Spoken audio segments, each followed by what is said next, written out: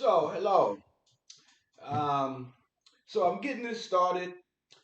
This is a new setup, so just bear with me. I'll explain in a minute. But I'm just learning how to use this camera.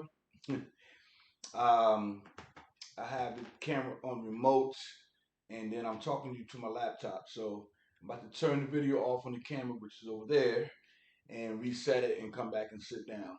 Okay. So the camera has 15 minutes. You might already know this. Camera had 15 minutes, so I have to check it and I have to restart it in 15 minutes. But the laptop that I'm using, of course, has unlimited minutes on it. I can run it the whole time. I'm probably going to run about an hour today. We'll see how it goes. All right. So you'll see me stop every 15 minutes to restart the camera to make sure we don't lose footage on the camera. Okay. Um, 1 second. Matter of fact, let me see if I can do that function with my phone. Um, should be able to. Looks like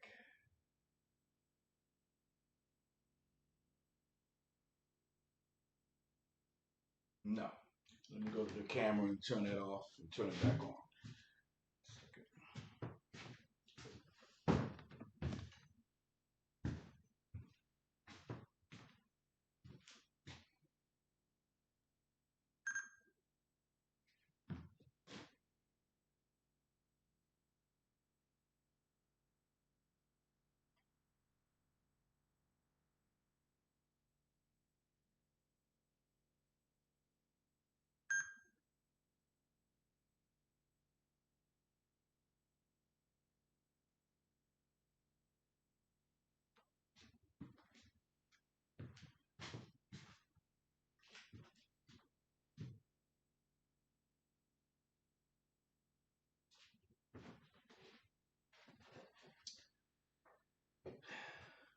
Okay, so Rashida, this video was mainly for you, but I'm going to edit it. I'm going to be talking directly to you in the beginning, but then I'm going to edit it so I can make it usable for everybody else in the audience. Have some other people that are purchasing this, and as we speak, and as I get this ready, this has been a process. I didn't like the first videos that I did. Um, then I acquired a camera. And once I acquired the camera, and I'm on a podcast now that runs every Wednesday that I told you about.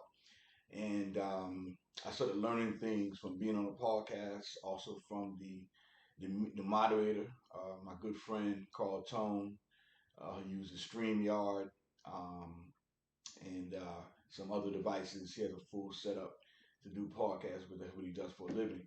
Um, and then as I begin to use the camera, come on. He just does that at the wrong time. Anyway, as I begin to use the camera and learn how to use it, I'm finding out all kind of things that I can do to make the quality of this online class better and better and better. As you can see, the lighting is better. As you can see, you know the visual is better. The pixels on the laptop aren't as good as the camera, but I'm using both just to make sure that I have backup, in two different angles, just in case something goes wrong and I do something with the camera, it doesn't work. I don't want to lose the footage, so at least I can use this. I'll probably upload both to YouTube, so you'll have a choice of which ones to use. So it's still a process of learning. I literally was watching some tutorials leading up to this video. And when I thought I was ready to start, I still wasn't ready. I was setting up. I've had this setup since yesterday. I sent you the picture. You saw the setup. It's been sitting there. I put the camera together, had it sitting there at the right angle and everything. The thing in the back for my lighting and the table. And this has been sitting since yesterday. I haven't done any other work with my business but this. So I thought I was ready. a few days ago, and then I still realized I wasn't ready. Like I can't just you can't just set the camera up and just shoot. You know, it's all kind of things that goes into it. So I'm glad to be learning because this will enable us, me and my folks. And I'm learning from my partners that I work with, um, and you know the following videos that you requested that we do. I'll be taking them through that process as well. Um, as we get this thing together. And then there's other things I'm going to be doing too. Now that I got this nice camera, other business things that I'll be doing besides teaching classes. So anyway, let's go ahead and get started. Let me check the time on this. So if I'm not mistaken, I had 15 minutes. The camera said 29 minutes, but I'm pretty sure it's 15 minutes. So we'll just see what happens. I'm going to stop in about 12. It's about 3 minutes so far. I'm going to stop in about a little less than 12 minutes. And check and make sure that yeah, let me get a stand for this camera. Give me 1 second.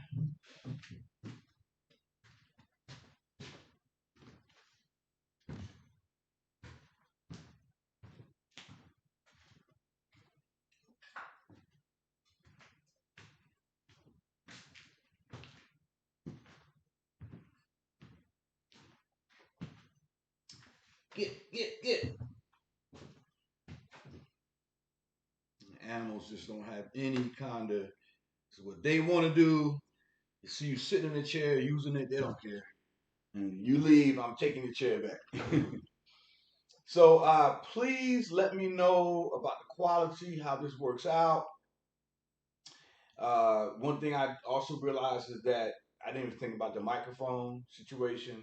I watched a tutorial literally about 15 minutes before setting this up, and he talked about the microphone. So if my voice, if you can't hear me or whatever, anything, if you have a problem with letting me know if I have to do the video over, I don't care because I know that I'm learning. So I might have to scratch it and do it over. I'll shoot as many times as necessary. But we're going to get this done now. It's been a while and we're gonna go ahead and get you taken care of. Okay. So yeah, I'm gonna run through this. I'm not gonna do as much talking as the last one. I'm just gonna kind of run through the different things. I'm gonna teach you how to make earrings. Where you're gonna learn how to cut flat metal, and I'm gonna teach you how to also twist metal to make hoops, turn the metal into shapes and things like that. Though that process is going to teach you about filing and hammering, stuff like that. Each process is going to give you the base techniques within each process. So I'm going to go over those base techniques first. Even though I did it in the last video, I'm just going to run through it real quick again. I'm going to run through the tools real quick again before we get started so we make sure we're set up and everything is smooth as I'm talking from here on out. You probably watched the video a while ago and haven't watched it in a minute also. Um, teach you how to make bangles. Okay, that's going to help you to work with thicker metal. Um, and I taught you about the gauges as we go. The higher the number, the smaller the gauge, or the thinner the metal is. The lower the number, the thicker the metal the gauge is. Um, I'm going to teach you how to make cuffs also. Um, and I'm probably going to add some things to that after today and see what we get done today. And I'm going to see what else. There's many things I can teach you. I can even teach you how to make shapes for art that aren't even really jewelry, just like metal art and things like that. I can teach you how to attach symbols or pictures of metal to wood and stain the wood. There's so many ways we can go with this. But anyway, let me get started before I start rambling. Okay. So, let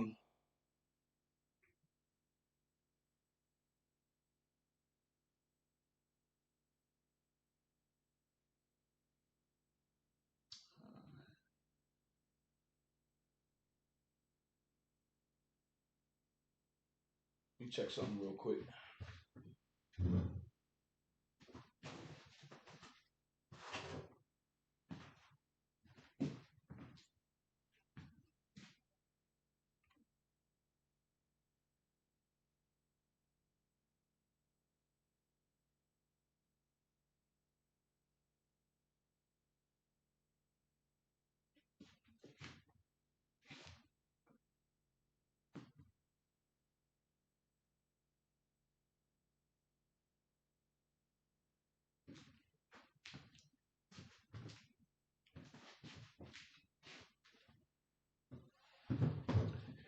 All right. So we have the hammers, two different sizes. You can just start with this size, which is the biggest standard size ball peen hammer. We have the rubber mallet. I would suggest you get a wooden mallet.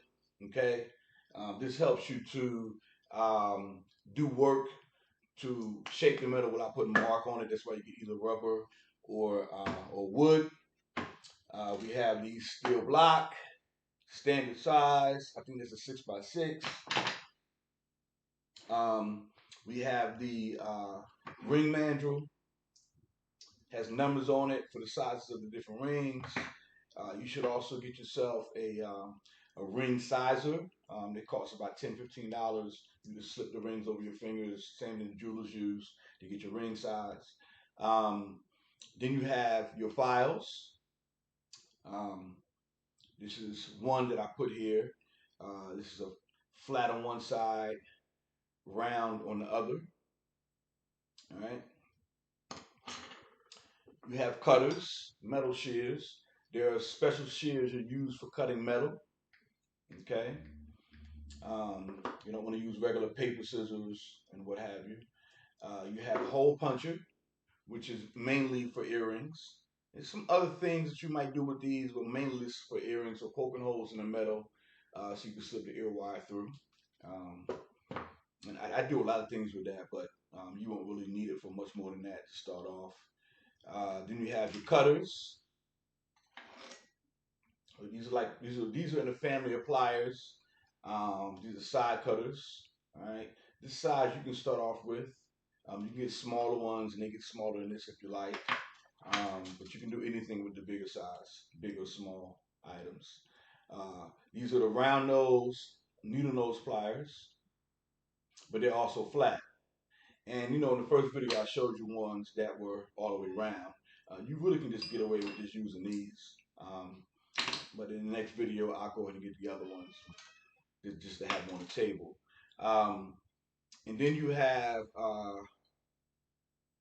these here, which help you to make jump rings. Okay, which the first thing I'm actually going to show you how to do. Then you have the bracelet mandrel. All right, use this to make bracelets, which I'm going to be showing you cuffs, bangles, the shaper. Okay, so let's get started. Um,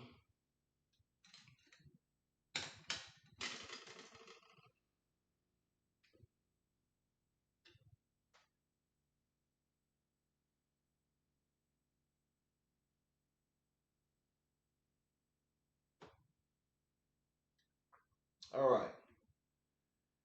So filing, real quick. I showed you in the first video. I'm gonna go over it one more time. So you have your wire here. All right. This is a thin 14 gauge wire, copper. All right. And file flat on the top, and then around the sides. Take all the sharpness off of it, kind of round it off. And you're filing by holding it in your hand like this. And it's just like you file your fingernails, right? So you don't go back and forth, but depending on what you're doing, but for the most part, you don't go back and forth. You just kind of push forward with the file, right? Same thing with this. Get, get, right? Push it in the same direction. This might seem to be a little difficult at first to do it like that. With everything I'm showing you, stick with the technique that I show you. And what you'll find is that it'll become easier over time. And then once it becomes easier, you'll notice you have control.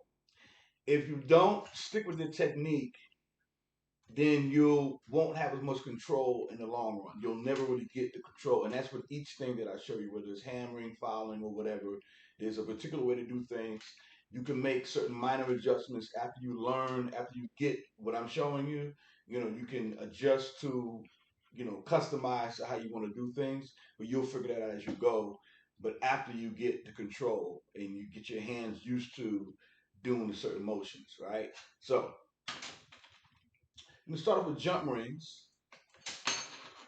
All right, and so you grab the wire. Let me start on the other end. You grab the wire, right, at the very tip. I'm gonna use the smaller. So you got two barrels. They give you one side, a smaller size and a bigger size, right? So you just grab the tip and only as much of the tip as you need to make the jump ring. Because what happens is if you grab too much, it's going to turn out to be an oval shape. Like in other words, if you got like wire sticking up out of there, right? Like that, then when you turn it, you're not going to get a full circle shape. It's going to be more oval shape like this. And that's not what you want. Okay? So what you want to do is you want to grab the tip only as much as you need, just the very tip. And then you want to hold it with one hand, but you're turning the tool. So a lot of times what people do is they grab the wire and they try to do the work for the tool. And that's not what you want to do. You want to let the tool work for you. So you don't have to use a lot of force, right? So you just turn the tool with your wrist and you're holding this side. Now, if you watch somebody play basketball to give you an idea, a quarterback or a basketball shooter, they're doing the same thing. A basketball player, um, like a Kyrie Irving or Steph Curry is great form. Kevin Durant, great form. You probably watch basketball. If you don't, you'll still understand what I'm saying. What they're doing is they're holding the ball with one hand, and then they're flicking the ball with their wrist with the other hand. They're not letting this hand get in the way. A quarterback holds the ball with both hands, right? And then right before he's about to throw, he uses the other hand to project the ball. He doesn't let this hand get in the way because if he does, he can have a wobbly ball. It's the same concept with this. You're using one hand to hold it in place and the other hand to work the tool. And if you start finding yourself doing all like this, and you're like trying to, and all like that, then you're doing something wrong. Everything has to be fluid. Now, when you work with thicker metals, that might change some, right? So you're gonna have to give more force and stuff like that. And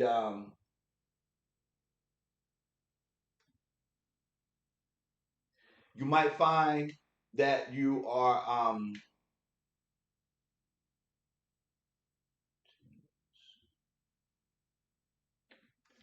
second.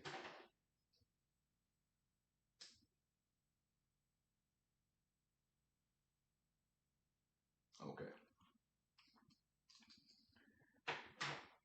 You might find that you need more force and that you got to get adjusted to it or whatever like that, and that's fine. But that's why I start you off with the smaller metals so that you can learn how to use the tools, and then you can graduate, of course. Make thick bangles and stuff like that. To start, this is what we're gonna do. So I'm gonna show you two ways to make jump rings. That's the one way, right? So what you do is you're gonna have a part where there's one part where the end of the wire is on one end, and so what you want to do is you want to cut the wire the other side exactly where it meets the side that is the end, right? So in other words, let me go over this one more time to make sure you understand what I'm saying. So when you started by grabbing the tip. This is the end that I'm talking about, right? So you started by grabbing the tip and you turning the tool until it goes all the way around once, right? And when it goes around, you want to put the tool right next to where the other end is at and cut it. and that gives you your jump ring. Okay, it's a complete perfect circle, right? Then this is another way to do it. Now this is a ring mandrel. They also have tools that are like they look like this, but they're small, and you can make smaller jump rings on them.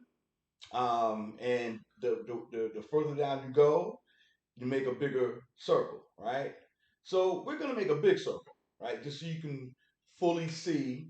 Well, I should say you can see a little better what's going on.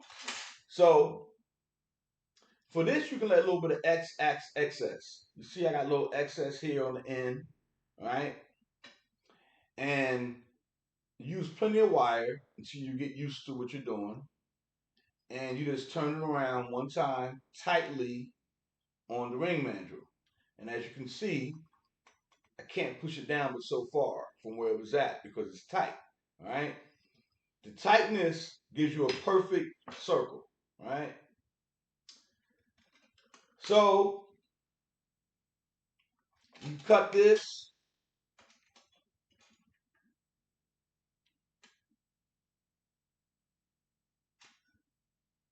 on one side, right? So you cut it, right? And then the same concept as the other one, you make the second cut exactly where it ends on the other side.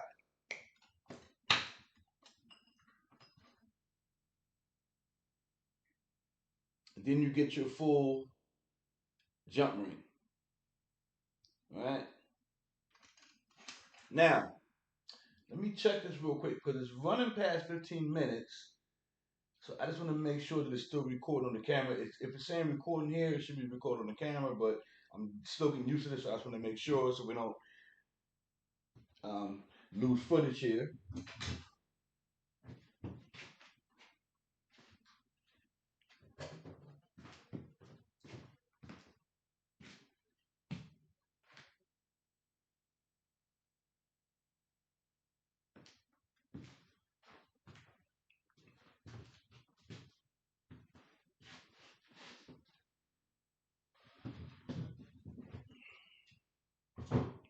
Okay, so with everything you do, you want to file where you cut because where you cut is going to leave a jagged edge. For the type of jewelry that I'm showing you, you pretty much going to do that with almost everything. I'm gonna show you how to make something today where that's not a requirement. Um, we file everything um, just for the look of it. Even places where we feel like the customer may not see where it's not filed, we still do it because it's just a habit, right? But for the most part, you have to file about 95% of the time.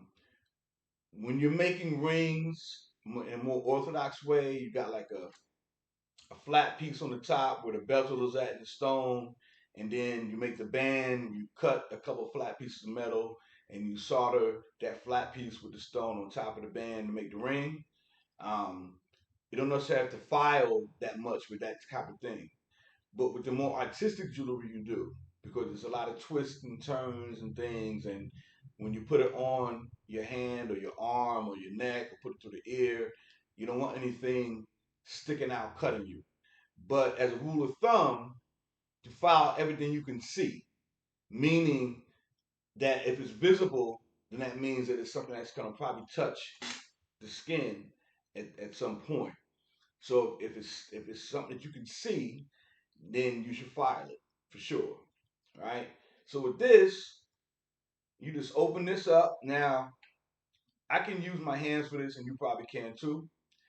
If you get to a thicker piece of metal, you would just take like this flat nose thing here, and you could use one of these if you like.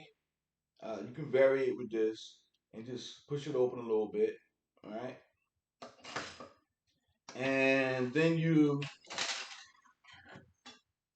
come back with your file. You want to get it open enough to hit up the file and do the same thing. File it flat,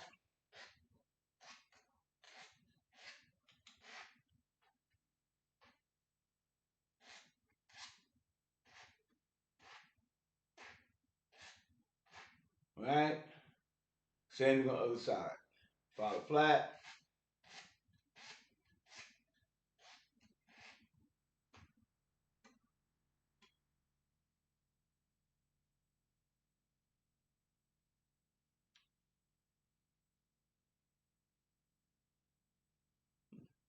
Hmm, this is interesting. Now it looks like the video started over on its own. And that's interesting. Now, excuse me for a second because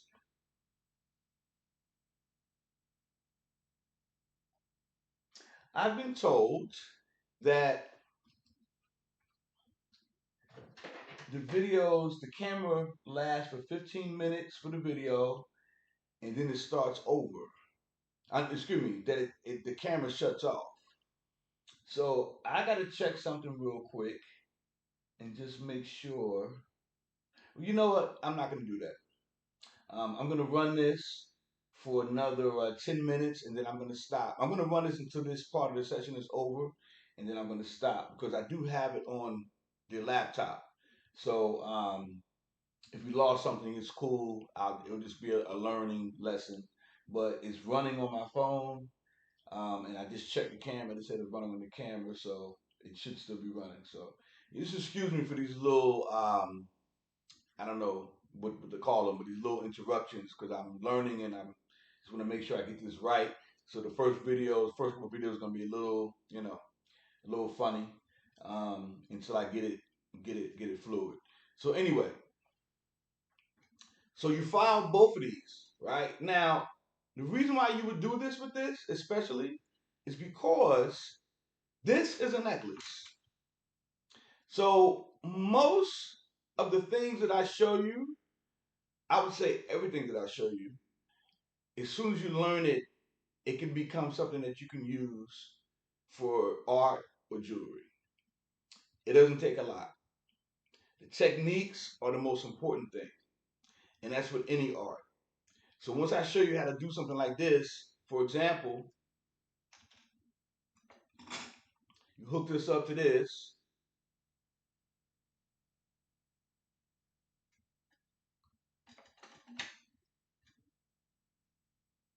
push it closed, and you keep doing that one after another until you come up with a chain.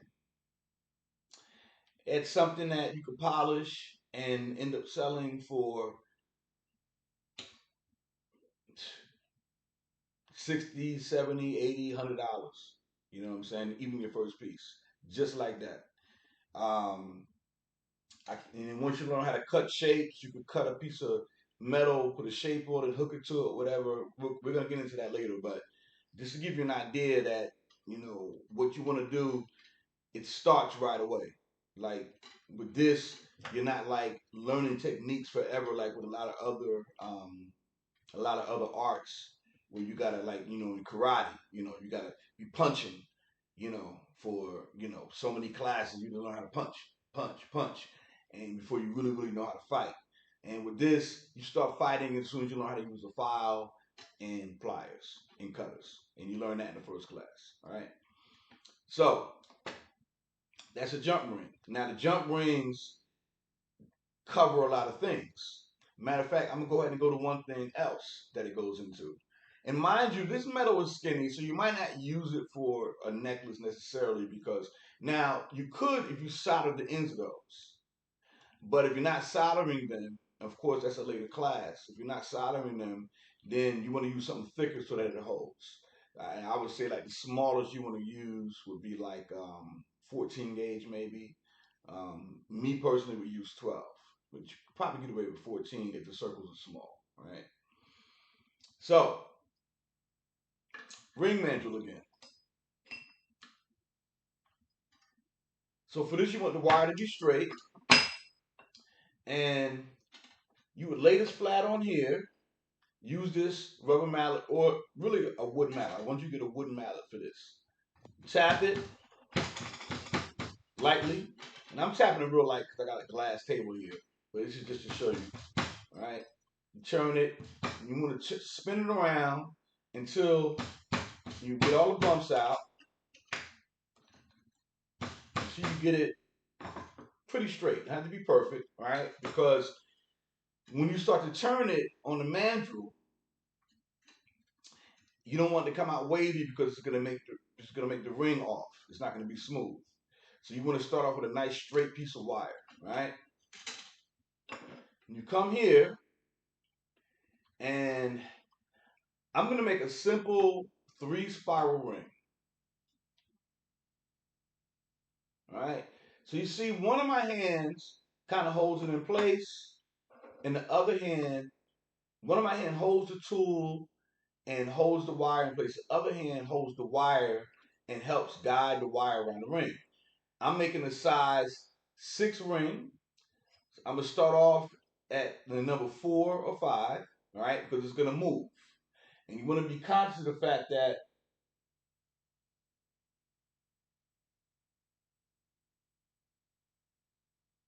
oh, I just figured out what happens. It looks like I get 29 minutes for the video, and what this is doing is counting backwards. So it looks like the video is about to end in about 5 seconds. I'm gonna start it over, and we're gonna get back to this.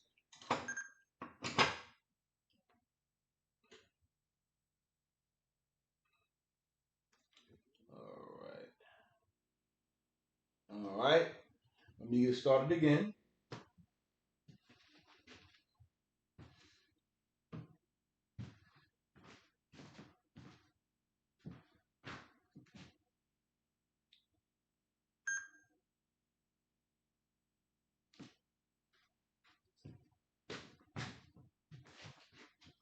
So this is interesting. This is a really nice camera because I've been hearing 15 minutes. I even Googled it, and it said 15 minutes for this camera. But I'm finding out that this camera does some things. Um, yeah, my daughter bought me this camera. Yeah, she really got me a nice present for my birthday. So, um, let's get started. So back to the ring. So you see, I got it started with a couple spirals, right? And I'm gonna go around it again, all right? Until I go around 3 times.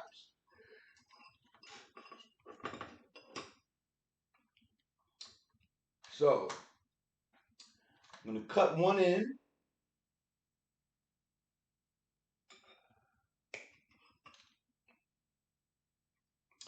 and I'm gonna cut the other end. Instead of like with the jump ring, I cut it at the same place as the end. The end on this side that's cut. I'm gonna cut it a little past that side, about between 1/4 and 1/2 inch. All right. Put it back on the ring sizer. And right now it's at a size 1, 2, 3, 4, 5. I want it to be at a size 6. So I'm gonna take my hammer. Now really for this, because the wire is so thin, I can kind of push it down some. But you're gonna probably be using thicker wire. So I'm gonna take this and hit it down. You gotta go past 6 a little bit. Alright? That's a size 6.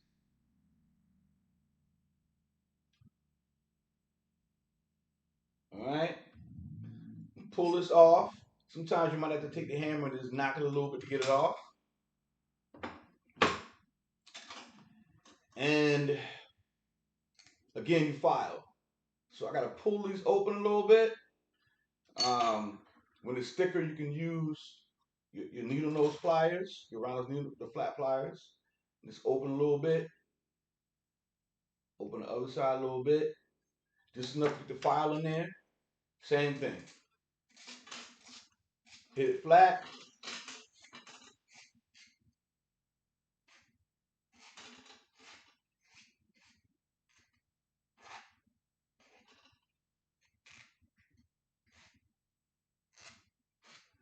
give you a close up of this. All right.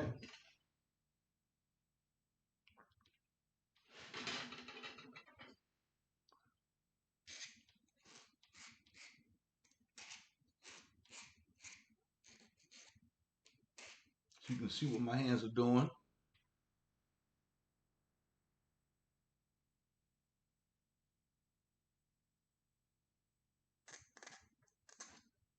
See, I'm hitting that. See the two ends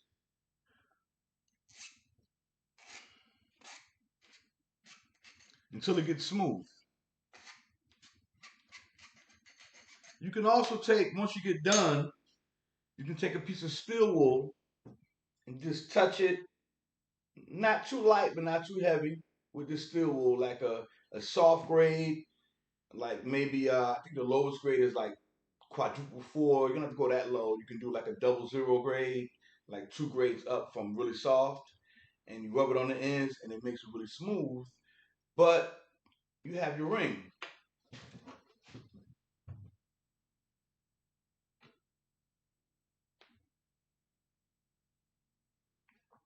And as you know, I sell these rings uh, in the thicker gauges, and something this small, even you can sell it for 10, $15. Now, I don't know if your purpose is selling or not, but I speak in that way so you understand the value of what you're doing, all right, and how quickly I gave you something like, you could give this to, a 10-year-old, 15-year-old. I've taught children how to make jewelry, and they end up turning into a business. It's like a lot of them over time. I've trained a lot of people to even they might just do metal artwork or whatever. It just gets them started, and it just goes. I can teach for 1 hour, and I have people that have taken those kind of classes and just they just go off into they never come back from the beginning, have no need to or whatever. Of course, if you take more classes, it's better, but um, the little bit that I teach you goes a long way. So that's that. That's a ring, right? So as you can see, I'm taking you through a process. Start off with the filing, learn how to deal with the wire. Then you make a jump ring and learn how to file a jump ring. That's many things you can do with that. You can even use that for earrings. You can actually have the jump ring be a ring, just a simple ring that goes around, and then once you get into the hammering, that takes you into another thing. So we're gonna get into that in a minute too. Um, but that's that rings, right? Uh, okay. I want to show you how to make a coil because again, the coil it is going to take you into many different directions. All right, the coil is going to take you into necklaces, bracelets, and earrings. Right. So these are the coils. All right.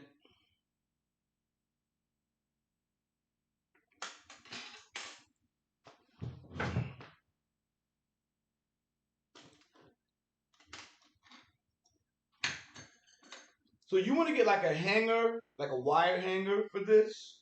You just cut it, make a nice long piece. Um,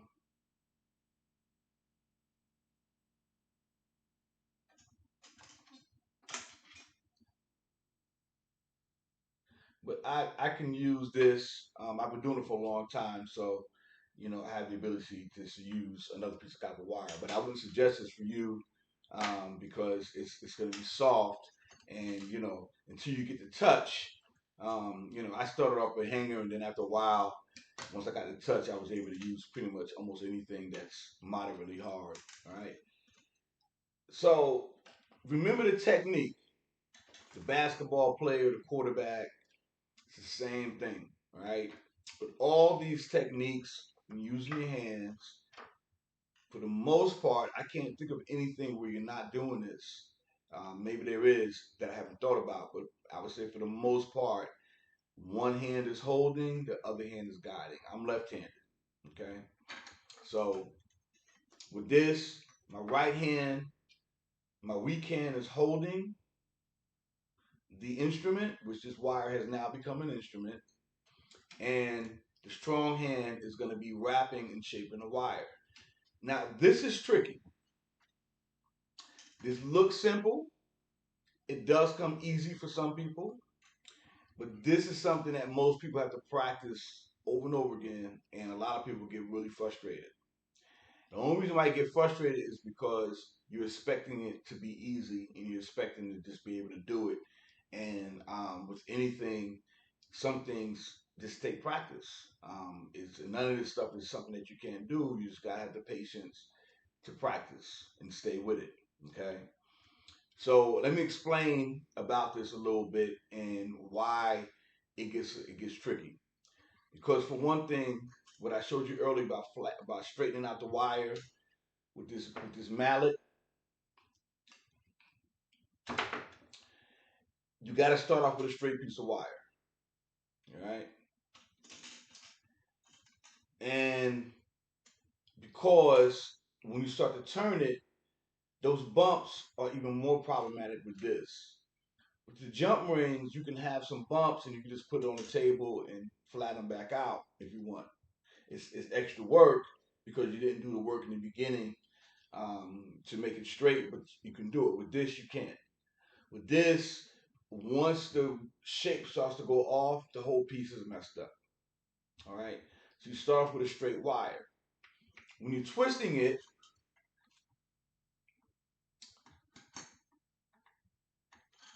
so you see I got this piece of wire. Right?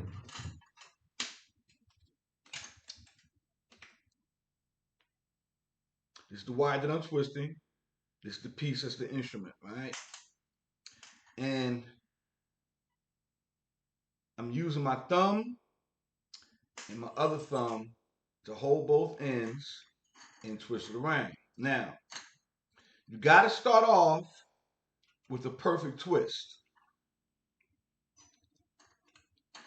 So as you can see, there's no gap in between the two wires. There's no gap. All right.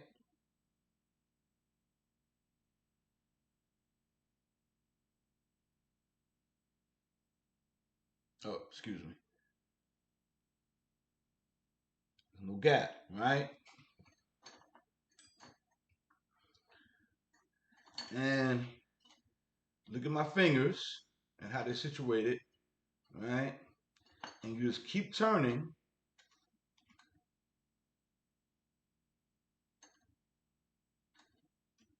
We're gonna go around 5 times for the purposes of this. All right. You see, there's no gaps in between the lines. There's no gaps. It's very important. All right. If there are some gaps, if it's minimal, you can always come back here, take your flat nose, grab both ends, and just close them. Again, you don't ever want to use any more force than what's necessary with this. All right, because when you start doing that with these different projects, um, they leave marks and stuff in the metal. You can clean it up, but it's just giving yourself extra work. You don't have to keep using the file for everything unnecessarily. If you do it right the first time, you minimize the cleanup work. All right. So then I take these pliers and I stick it up against the coil. All right.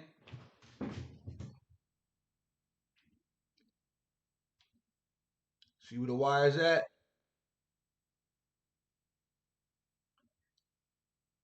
All right. Stick it up against the coil, and I turn it back one end, and then I turn the other end back.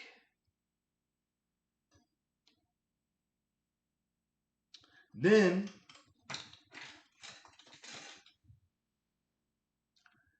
I'm going to cut this in about that much to start off.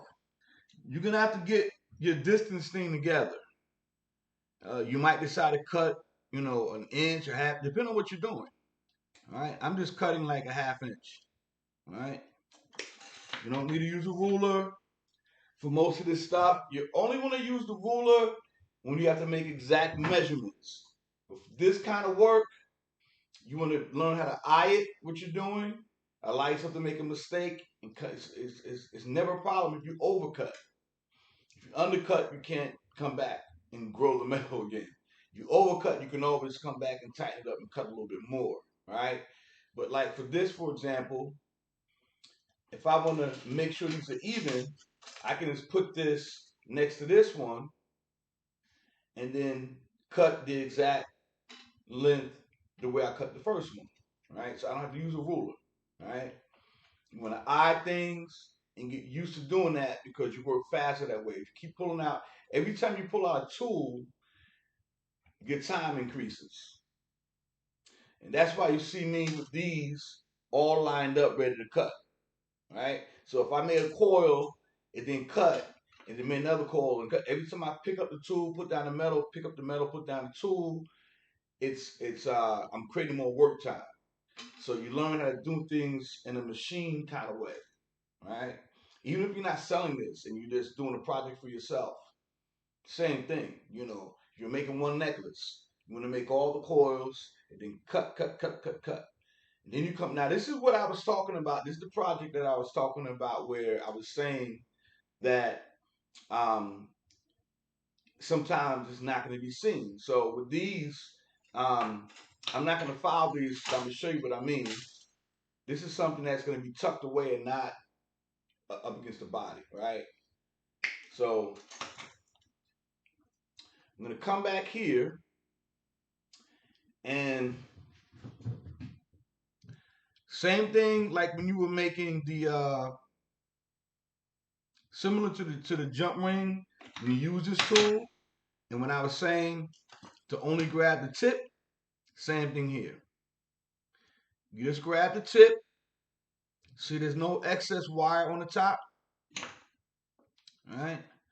And you turn it in on both sides.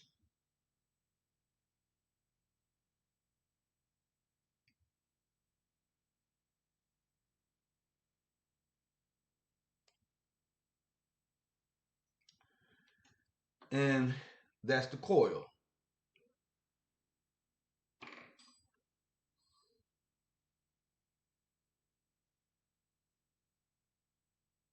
Okay?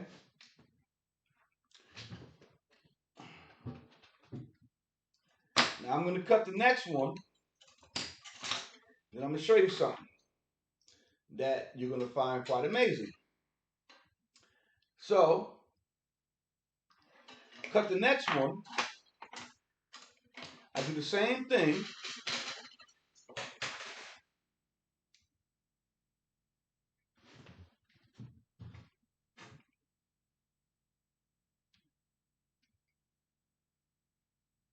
All right.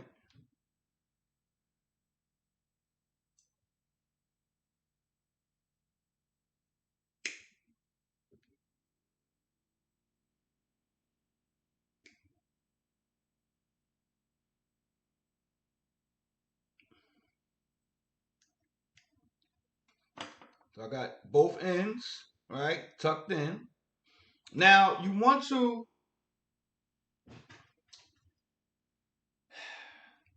so let me say this.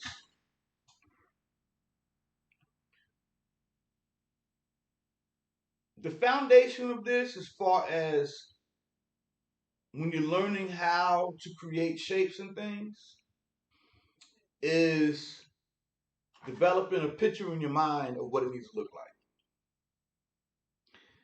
If you can't do that, it's not going to come out right. So, you might need to get a picture of the actual piece.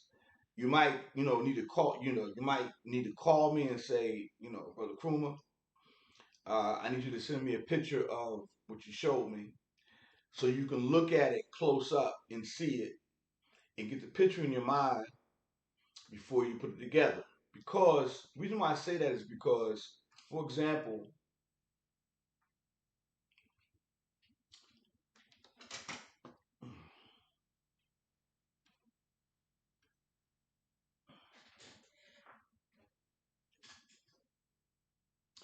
if you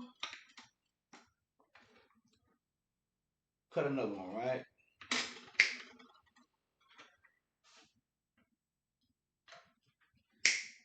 So this is going. So you see, there at the top of the coils on that side, right?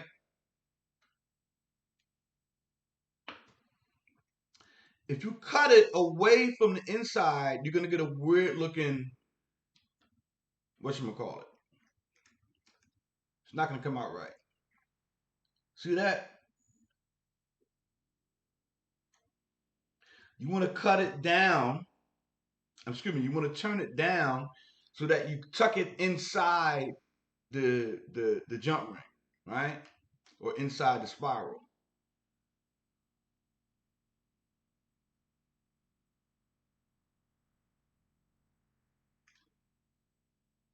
See the difference? That one's off. This one, okay? Now, what you now do is you grab this side of the pliers, open it, slip the other one through,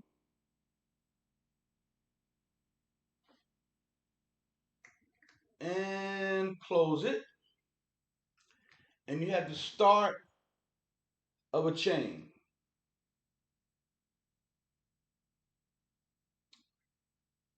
And you just keep doing that. This is about an inch, so you know the average necklace is like I think 13 inches or something like that, maybe 15 inches.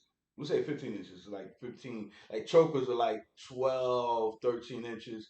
Then 15 inches drops down to around here somewhere, and then you got the 18 inch and you got the 24 inch, and you want to go all the way down to the belly or whatever. That's a whole nother whatchamacallit. But anyway, so two of these is about an inch.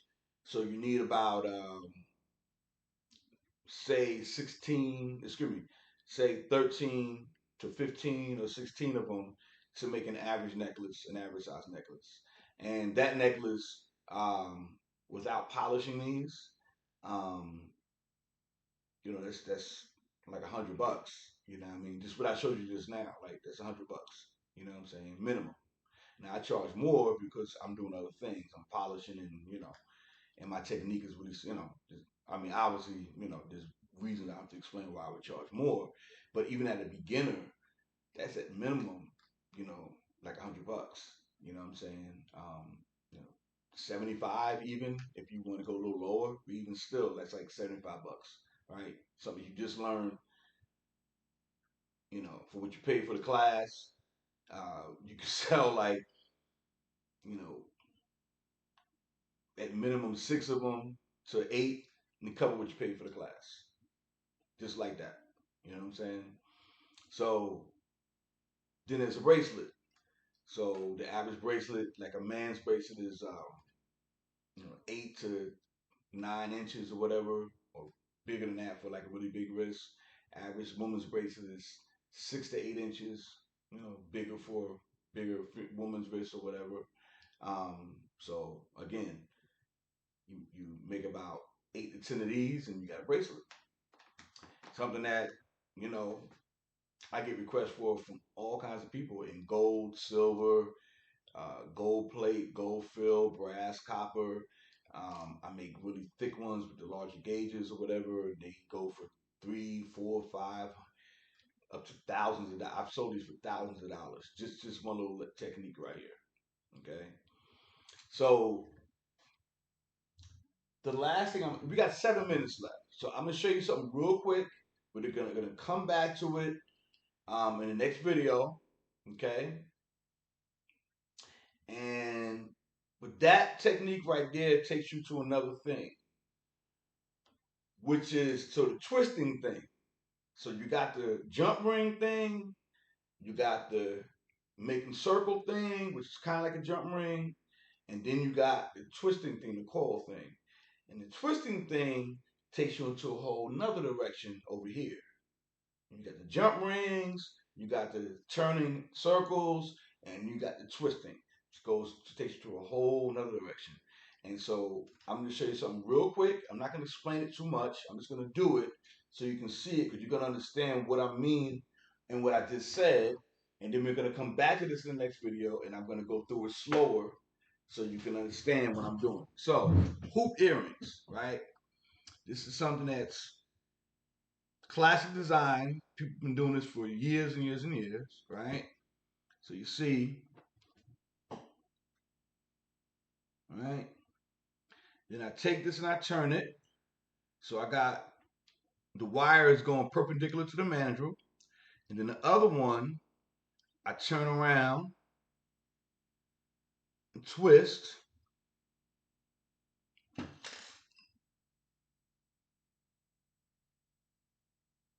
Right?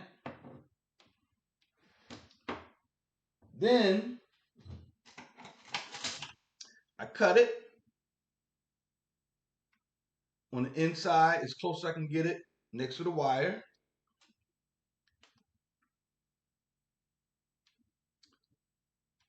All right. Wumpty Wumpty. Take the piece off. I come back with these and I press that wire, that little end piece in there so it's snug, so it's not sticking out, so it's smooth, right? Now I can come back and touch this up with the file. I mean, I do it because of the look. So, and this is, you're gonna learn in this class why you all are attracted to our work because there's things like this that a lot of people don't do that make jewelry. But it makes a difference when you're looking at it, when you're running your hand over it and stuff like that. Everything is smooth, right? And you go to somebody else's table or somebody else's store or whatever, and you pick it up and it feels rough, right? This you just file it down, right, and then come back, pull that back.